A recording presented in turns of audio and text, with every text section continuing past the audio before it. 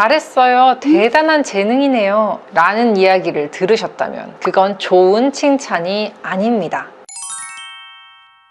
안녕하세요. 내 사업은 내가 키운다 노마케터스 로마입니다. 오늘은 당신이 성장형 사고방식을 가지고 있는지에 대해서 이야기를 나눠보도록 할게요. 꼭 성공을 하고 싶으시다면 이 성장형 사고방식을 가지고 시작하셔야 됩니다. 여러분은 이 영상으로 성장형 사고방식을 가지게 되실 겁니다. 제가 지난 시간에 이어서 그릿이라는 책 안에 있는 내용에 대해서 좀 뽑아서 말씀을 드리고 있는데요. 이 그릿이 앤젤라 더크워즈라는 아주 유명한 박사님이 쓴 중국계 미국인 박사님이 쓴 책인데요. 교수님이 쓰신 책이라 그런지 참고 문헌도 엄청나고 마치 논문을 보는 것 같은 책입니다. 근데 내용이 정말 좋아요. 그런데 읽기는 또 조금 힘들어요. 그래서 제가 쉽게 한번 뽑아 볼게요. 내용을 한번 요 영상으로 훑어 지나가 보세요. 이게 가장 그릿에서 핵심적인 내용이에요. 그릿이 뭔가요? 그릿은 목표를 향해 포기하지 않고 나아가는 힘과 집념이라는 뜻으로 축약할 수 있습니다. 그런데 이 그릿에서 가장 중요한 포인트가 바로 성장형 사고방식입니다. 당신은 그걸 가지고 계신지 한번 들어보세요. 비관적 사고방식이 있고요. 긍정적 사고방식이 있어요. 이건 많이 들어보셨을 거예요. 그런데 성장형 사고방식은 뭘까요? 성장형 사고방식은요. 어떠한 시련을 겪고도 그것에서 배울 것이 있다고 생각하면서 오늘보다 내일이 더 나은 날이 될 거라고 생각하는 사고방식을 말합니다. 공부나 배우고 있는 일에 관해서도 어떻게 하면 이걸 더 잘할 수 있을까? 라는 식으로 성장하는 방향으로 계속 생각을 하는 마인드예요. 그래서 그릿에서는 타고난 재능보다 노력과 학습을 칭찬하라고 이야기합니다. 우리가 아이들한테 칭찬이라고 하는 이야기가 어쩌면 성장형 사고방식을 키우지 못하게 가로막고 있는 걸 수도 있어요. 아이뿐만 아니라 어른들에게도요. 그래서 틀린 칭찬 그리고 어떻게 하면 바르게 잡아줄 수 있는지에 대해서도 알려드리려고 해요.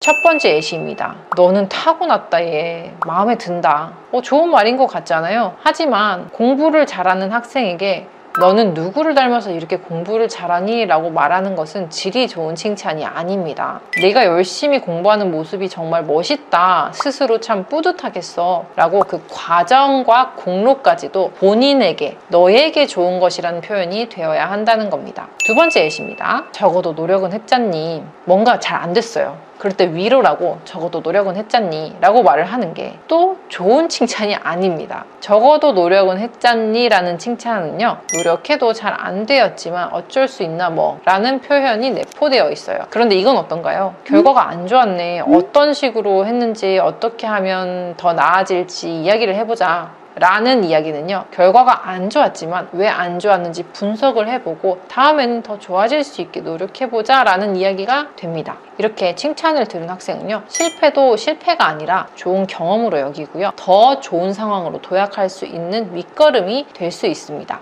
세 번째 예시입니다. 참 잘했어. 굉장한 재능이구나. 제일 처음에 도입부에 말씀드렸던 칭찬이죠. 이거를 어떻게 고치면 좋을까요? 참 잘했어. 더 개선할 부분은 뭐가 있을까? 라고 고치면 좋습니다. 재능만 칭찬받는 아이들은요, 노력을 하지 않아요. 실제로 저는 이런 경우를 정말 많이 봤어요. 그럴 때면 항상 토끼랑 거북이의 레이싱이 생각나요. 토끼는 빠른 발을 가졌기 때문에 노력하지 않습니다. 반대로 거북이는 느리기 때문에 노력을 하죠. 결과는 다들 아시는 대로입니다. 그런데 가끔 토끼의 빠른 발을 가졌는데 거북이와 같은 노력을 하는 친구들이 종종 있어요. 이런 친구들은 천재인데 노력까지 합니다. 그런 마인드를 가지기 쉽지 않거든요. 그렇기 때문에 재능이 있는 친구들은 오히려 주위에서 더 좋은 방향으로 나아갈 수 있게끔 특히 더 잘 이끌어줘야 됩니다. 그래서 꾸준히 개선할 부분이나 더 노력해야 할 부분을 찾아주고 종종 객관적이게 이런 거는 고치면 좋겠다라고 이야기를 해줘야 해요. 안 그러면은 칭찬만 너무 받아서 자만심에 또 빠질 수 있습니다.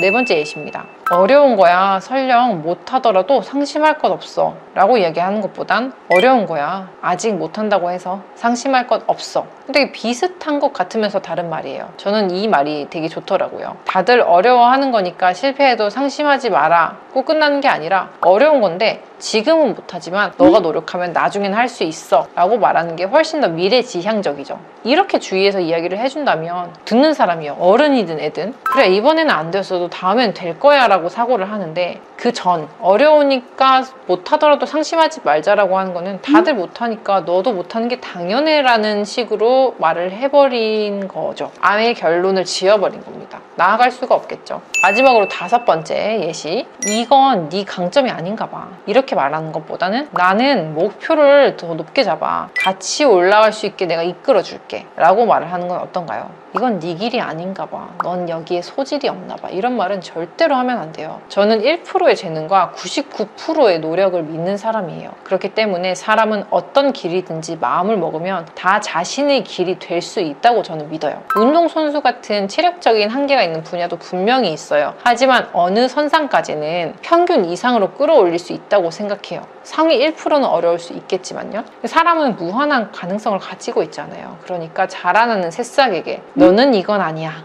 이 길이 아니야 라고 말해서는 안 되겠죠. 어른도 아이들에게도 그런 말을 하면 안 됩니다. 우리는 무엇이든지 할 수 있습니다. 원하는 거는, 생각하는 거는, 누군가 이룬 거는 나도 할 수 있습니다. 네, 여기까지 내용을 들으셨을 때 어떠셨나요? 나도 모르게 칭찬이라고 내뱉었던 말들, 그 말들 속에서 더 이상 성장형 사고방식을 가지지 못하게 막는 것도 있지 않으셨나요? 저는 좀 찔리는 것들이 몇 개 있었습니다. 그릿이 썩 읽기 편한 책은 아니에요. 그리고 한 번에 이해가 잘 되지도 않고요. 갑자기 딴 생각하다가 보면은 맥락이 확 바뀌어 있어요. 그래서 천천히 공부하듯이 매일 30분씩 읽었는데, 읽으면서 어린 시절 제 모습이 많이 생각이 났습니다. 특히 읽으면서 인상적이었던 부분이, 단지 말만으로는 사람들에게 난관을 극복할 수 있다는 믿음을 심어줄 수 없다라는 거예요. 난관은요, 인생의 그런 힘듦은요, 직접 부딪히고 이겨내야지만 알 수 있다는 거예요. 그래서 어릴 적부터 너무 온실 속 화초처럼 큰 아이들은 커서 시련을 극복하지 못하고 극단적인 선택을 하고는 합니다. 어릴 때 어느 정도의 시련은 축복이에요. 그래서 아이의 시련도 어른의 시련도 저는 소중히 여겨야 된다고 생각합니다. 그 힘든 시간을 이겨내고 성장한 지금 제가 있음에 다시 한번 감사하며 책을 덮었어요. 저는 재능도 없고 비관적이었지만 어머니의 응원과 노력으로 상황을 많이 변화시켰고요. 그리고 지금은 또 그 과정을 잊지 않으려고 되게 노력을 해요. 그 시대, 그 또래 때 10살, 20살, 30살 그 또래 때에 제가 어떤 과정을 겪었고 어떻게 생각했었는지를 기억하면 같은 눈높이에서 이야기를 할 수 있고 그 친구들의 생각을 더 쉽게 이해할 수 있습니다. 어른이 되어서도요, 시련이 없는 거는 아니죠. 사실 더 큰 시련이 많죠, 현실적으로요. 그런데 그 시련을 담담하게 받아들이고 지나갈 수 있게끔 된 것도 성장형 사고방식을 가지고 살았기 때문이라고 생각해요. 매일매일이 도전이지만요, 그 도전을 기꺼이 받아들이면서 행복하게 살겠습니다. 당신의 오늘의 도전은 무엇인가요? 그리고 무엇이 당신의 성장을 가로막고 있나요? 그걸 뚫어버릴 당신만의 성장형 사고방식을 가지실 수 있기를 소망합니다. 긴 영상 시청해주셔서 감사합니다. 다음에도 좋은 영상으로 인사드릴게요.